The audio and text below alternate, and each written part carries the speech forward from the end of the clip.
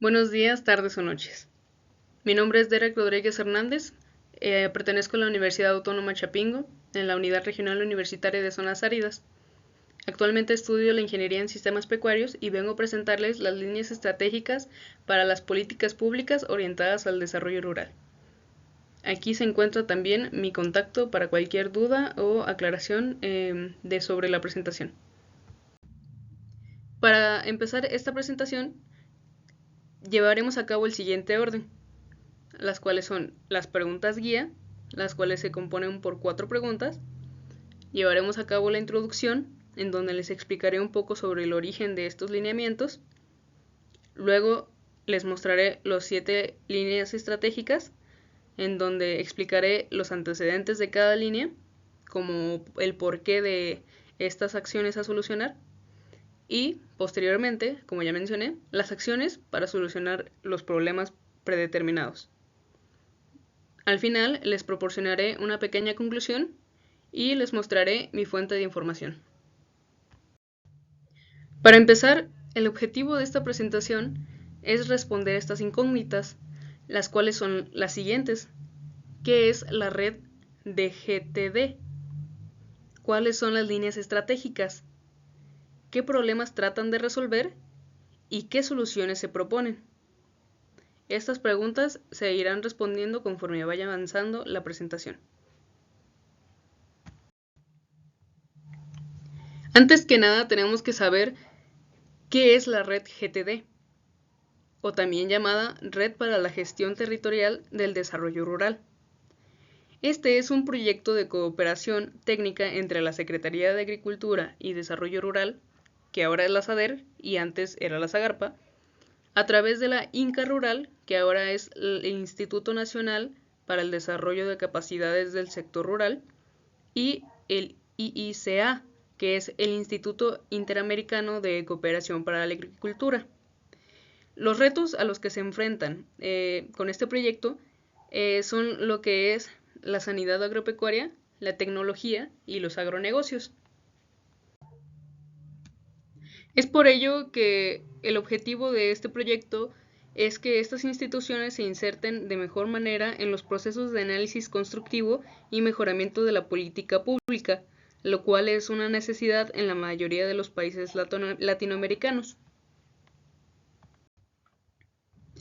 Como resultado de una reunión que tuvo lugar en Zacatecas en el año de 2012, se obtuvo un documento que invita a la administración actual, bueno, en ese momento actual, para considerar como prioritarias lo que son las 7 líneas estratégicas acordadas, así como las respectivas acciones y sugerencias que se mencionan.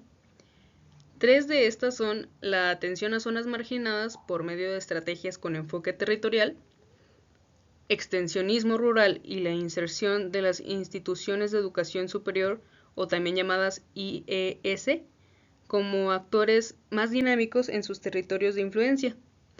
Y también tenemos lo que es la contingencia ambiental y cambio climático en el desarrollo rural. Como cuarta línea estratégica tenemos a la agricultura familiar, redes de valor y financiamiento. Como quinta, tenemos la planeación estratégica, sociedad civil e institucionalidad. Como sexta, marco legal y normativo para la promoción de la institucionalidad a nivel regional y la operación territorial de políticas y programas. Y la séptima, que es la evaluación de políticas públicas. La sexta y la séptima van en conjunto. Bueno, en esa reunión se tomaron en conjunto y más adelante explicaremos pues cada una de estas. La primera línea estratégica que vamos a ver es la de atención a zonas marginadas por medio de estrategias con enfoque territorial. En antecedentes tenemos que en 2012 había 17 instituciones gubernamentales que aplican 76 programas de atención a la pobreza. Sin embargo, la mayor parte de los casos operan de manera aislada. ¿Qué provoca este aislamiento? Pues este aislamiento refleja en los programas una carencia de planeación desde el territorio y en una clara desarticulación de los programas en las zonas marginadas.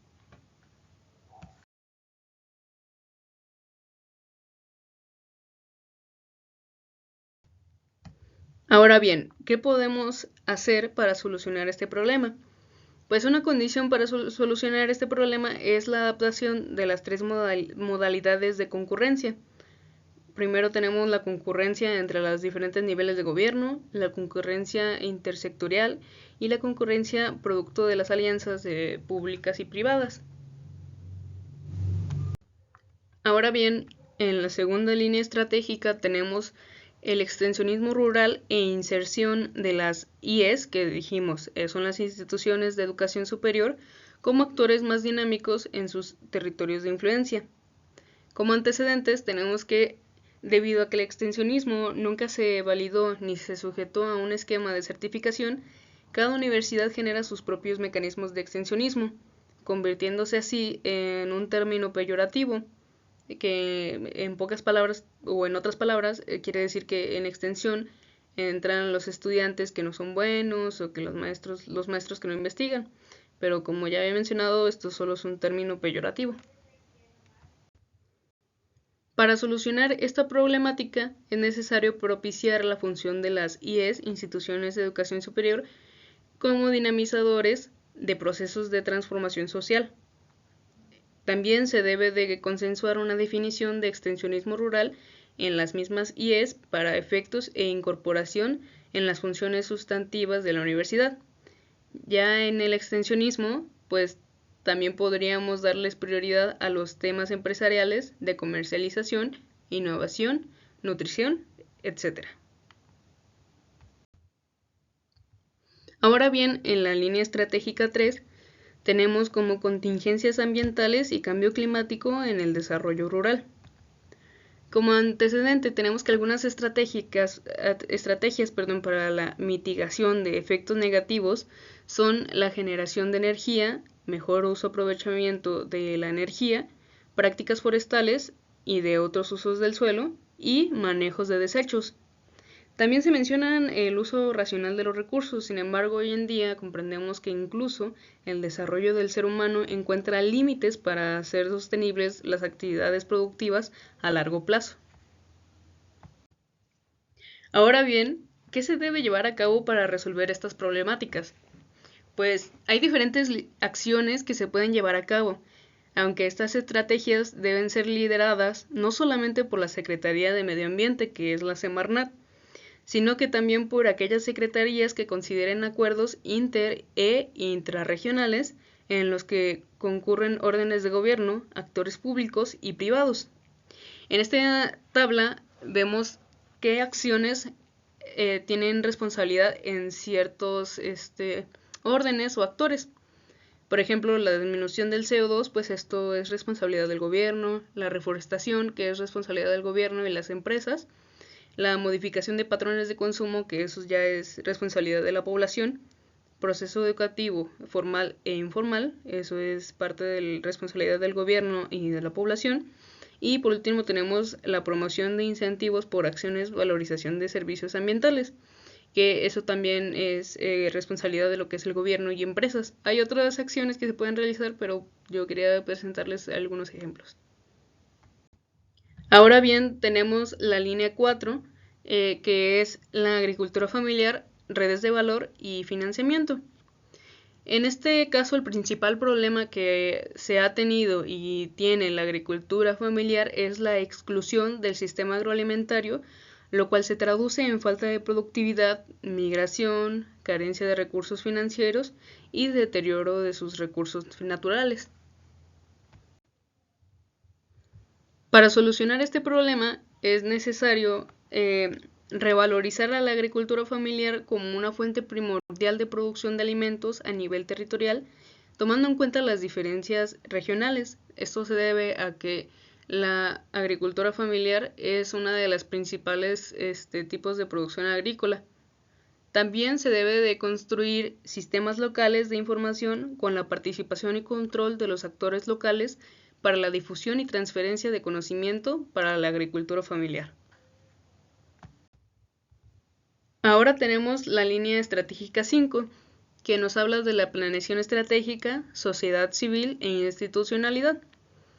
Existen programas orientados al medio rural como lo que es Procampo y Oportunidades. al menos en ese momento existían en el 2012. Sin embargo, la cultura de la planeación sigue siendo una carencia. Se han creado otros instrumentos legislativos que han aportado estrategias para la planeación dirigidos a un enfoque más amplio que el sectorial, las cuales están más cerca de lo que es el enfoque territorial.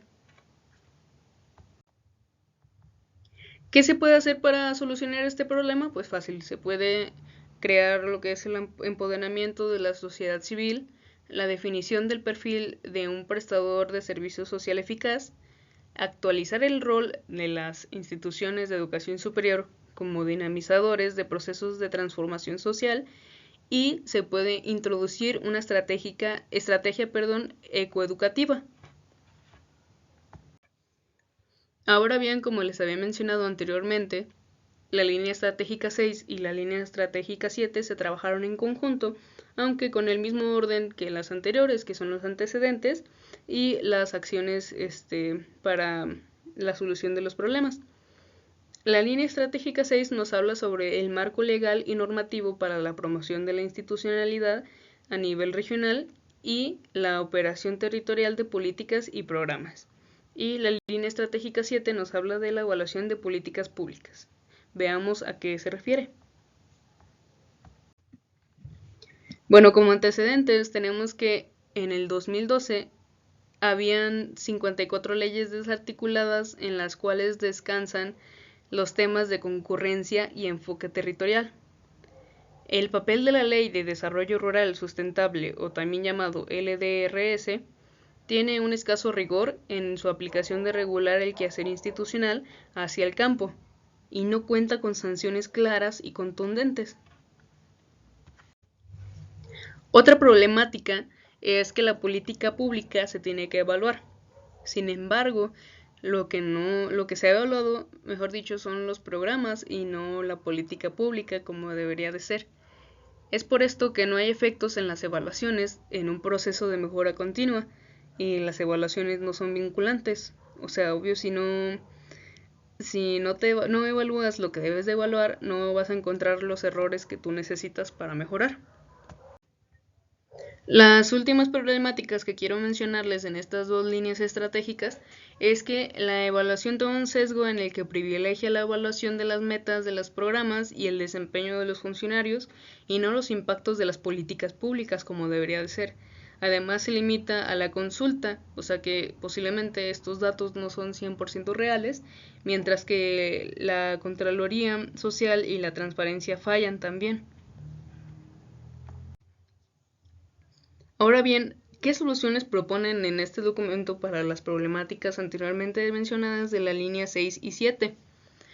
Pues que las leyes incorporen las instituciones de educación superior como centros de capacitación, formación, extensionismo, investigación, innovación, transferencia tecnológica y evaluación.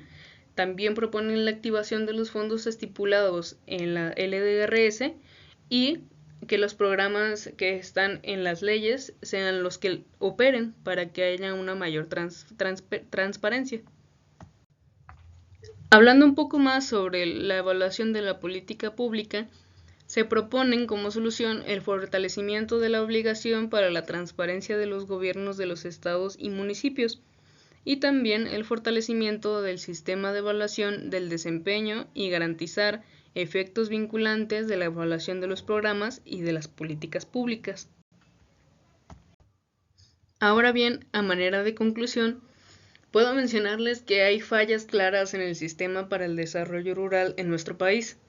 Sin embargo, con la aplicación de las propuestas sugeridas, seguramente será posible proveer la generación de empleos rurales dignos, promover la competitividad de la agricultura familiar, la seguridad alimentaria, los mercados locales y el bienestar en las áreas rurales de México. Ahora bien, les muestro lo que es mi fuente de información. Mi fuente de información es el documento llamado Extensionismo y Gestión Territorial para el Desarrollo Rural. En esta ocasión les pongo también lo que es el link por si gustan buscarlo, por si gustan consultarlo. Y pues ya saben, los autores son las instituciones que ya les mencioné, que son las creadoras de la red de GTD, y fue creado en el año 2012.